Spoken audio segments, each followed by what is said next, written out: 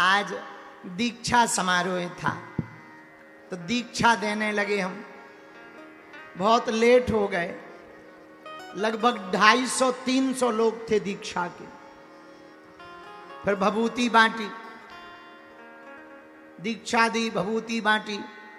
फिर रास्ता भर पागल ही पागल मिले, सबको मिलते हुए आ गए। भैया दिल्ली में आकर के हमें ऐसा लगता है जैसे हिंदू राष्ट्र का सपना पूरा होने लगा हो।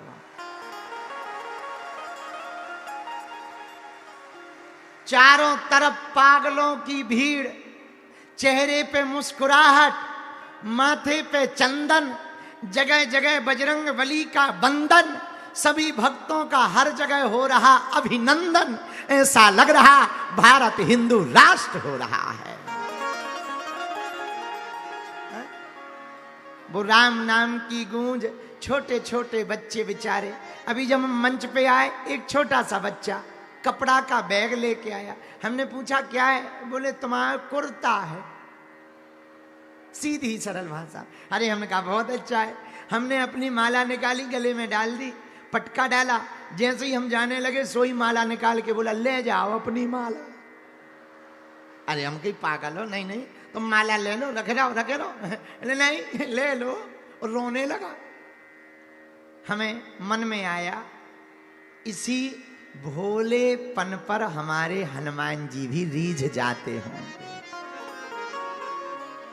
इसीलिए समझदार को भगवान देर से मिलते हैं, पर ना समझों को कई बार जल्दी मिल जाते।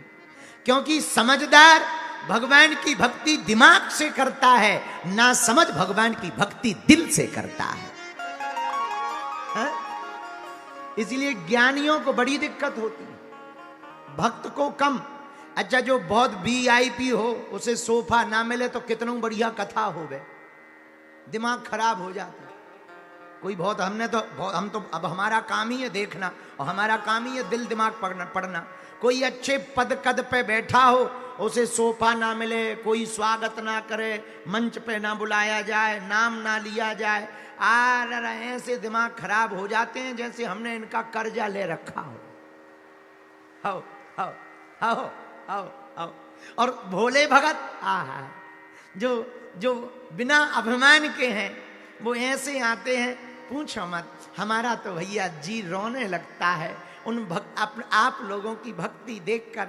धन्य है आप लोग, धन्य है आपकी भक्ति, धन्य है आपकी श्रद्धा। गर्मियों में 5-5 दिन की छुट्टी लेकर, नौकरी छोड़ छोड़कर, घर में लड़ाई हो रही, कहाँ बाबा के चक्कर में पागल हो, फिर भी 12 बजे से आकर बैठकर भगवान की कथा को, बालाजी की कथा को सुनकर जाते हैं। धन्य है आप लोग, धन्य है भैया। हम तो आज यही आशीर्वाद दे रहे, अपने हनुमान जी के चरणों में प्रणाम करके, जो भी कथा के रसिक हैं, जो भी कथा में बैठे हैं, जो भी बालाजी को पूज रहे, जो भी बालाजी को मान रहे, जो भी यहाँ बैठे हुए अर्जी लगा रहे, हे बजरंग बली हमारे चाहे पुण्य कम हो जाए, पर किसी का दुख ना बाकी रहे, सबके दुख दूर हो जावे। धन्य है आप लोग, धन्य है आप लोगों की भक्ति। आज चौथा दिन है कथा का। कल हम विदा लेकर के चले जाएंगे, लेकिन दिल्ली ऐसे दिल में बस गई कि दिल्ली से थोड़ी थोड़ी दिल लगी हो गई।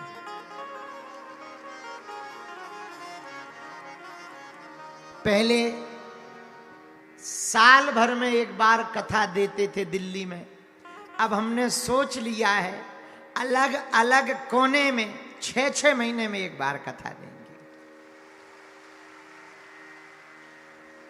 ताकि हर बार आएंगे तो हर बार दरबार लगाएंगे तो हर बार ज्यादा से ज्यादा लोगों को हम मिल पाएंगे।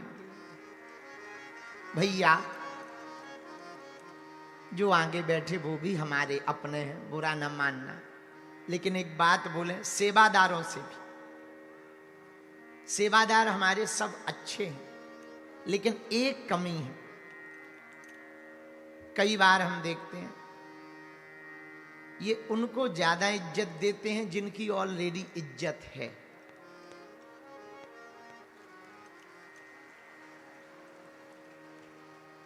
सेवादार हमारी नजर में तो वही बेहतर है जो सबसे लास्ट में कथा सुनने बैठा हो, उसकी बाह पकड़कर मंच पर आरती कराने को चढ़ा देवे। मन हमारा प्रसन्न रहेगा। पर भगवान की कृपा है, हम मिल लेते हैं दरबार के बहाने, भभूति के बहाने, निवास पे 100-500 नहीं 1000-2000 लोगों को प्रतिदिन मिल लेते हैं, तो हमें संतुष्टि होती है। भैया मिलना जरूरी नहीं है, कथा में तुम्हारा बैठना और दरबार में बैठना जरूरी है। और हाँ, कल तो दिव्य दरबार फिर से लगने वाला है। 1 घंटा का दरबार कल लगेगा और कथा भी होगी, और कल कथा विराम करके हम चले जाएंगे। हम बिहारी जी सुनियो अरज हो। बालाजी महाराज के कृपा पात्र बागेश्वर धाम पीठाधीश्वर परम पूज्य धीरेन्द्र कृष्ण शास्त्री जी महाराज का पावन संकल्प। मध्य प्रदेश में छतरपुर के ग्राम गढ़ा में बनेगा विश्व स्तरीय कैंसर अस्पताल एवं रिसर्च सेंटर, जिसकी आधारशिला देश के यशस्वी प्रधानमंत्री नरेंद्र मोदी जी के कर कमलों से रखी जा चुकी है। 200 करोड़ रुपए की लागत वाले 100 बेड के इस अस्पताल में गरीबों का होगा मुफ्त इलाज। ये बहुत बड़ा अवसर है, बहुत बड़ा काम है। संकल्प बड़ा हो, संतों के आशीर्वाद हो, प्रभु की कृपा हो, तो समय सीमा में सब पूर्ण होता है। हमारे प्रियजनों, बागेश्वर धाम पूरे भारत के लोगों, अभी तक अस्पतालों में मंदिर थे, अब मंदिर में अस्पताल होगा। कैंसर हॉस्पिटल निर्माण हेतु सहयोग देकर पुण्य के भागी बने। अकाउंट नेम श्री बागेश्वर जन सेवा समिति, bank name HDFC bank, account number 999108108108, IFSC code HDFC 0000088।